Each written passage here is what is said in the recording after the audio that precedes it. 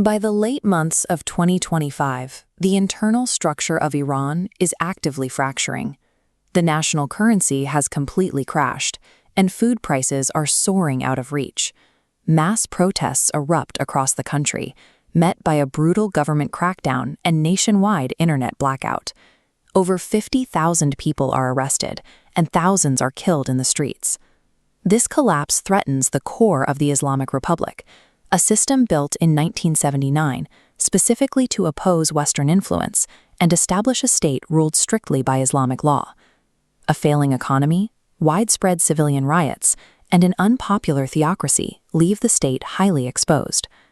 For the United States and Israel, this exact combination of ideological hostility and extreme internal fragility presents an opening.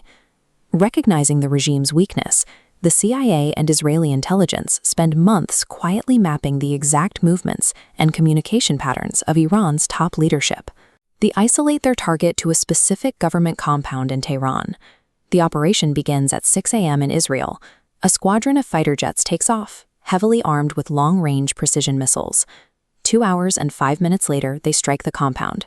The impact destroys several buildings housing the Iranian presidency and the National Security Council. Ayatollah Ali Khamenei, Iran's supreme leader, is killed instantly in the blast. This network node diagram shows the immediate scale of the strike.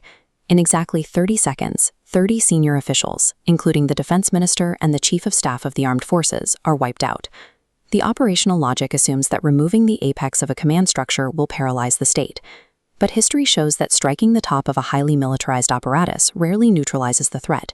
It triggers a violent decentralized reflex. The decapitation is only the opening salvo. In a massive follow-up wave, Israel deploys roughly 200 fighter jets to dismantle Iranian air defenses. Simultaneously, U.S. warships fire Tomahawk cruise missiles deep into eastern Iran. Leaders in Washington and Jerusalem release immediate statements, urging the Iranian public to use this moment of chaos to rise up and seize their government. But an operation of this size inevitably creates friction. An airstrike targets an Iranian naval base in the Hormuzgan province, resulting in a devastating miscalculation. The strike obliterates an adjacent elementary school. Local reports claim at least 175 civilians are killed in the blast, the vast majority being young girls. The foreign calls for a civilian uprising evaporate immediately. A fractured, rioting public is suddenly handed a massive civilian casualty event, giving the shattered regime the exact unifying element it desperately needs to maintain control. Retaliation begins immediately. Iran launches Operation True Promise 4, firing more than 200 ballistic missiles directly at Israeli territory.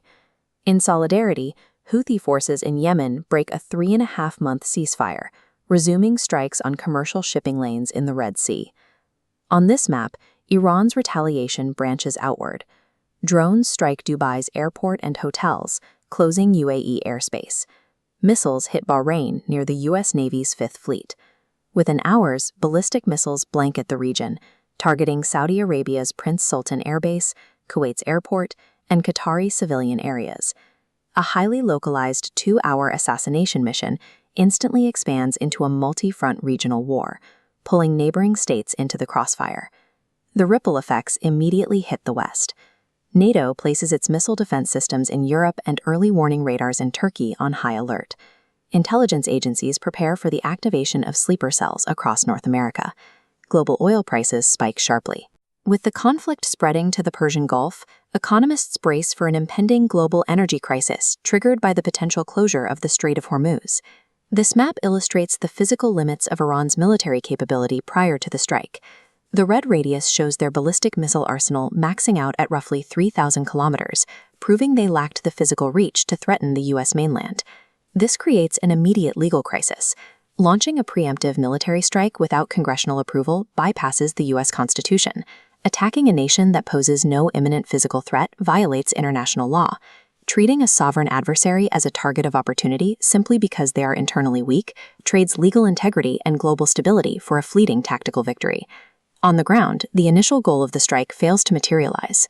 Iran quickly forms a provisional government, ensuring continuity of command and locking in a mandate for endless revenge. The death toll climbs rapidly. Hundreds of lives are lost across Israel, the UAE, Lebanon, Bahrain, and Kuwait, blurring the lines between military targets and civilian casualties.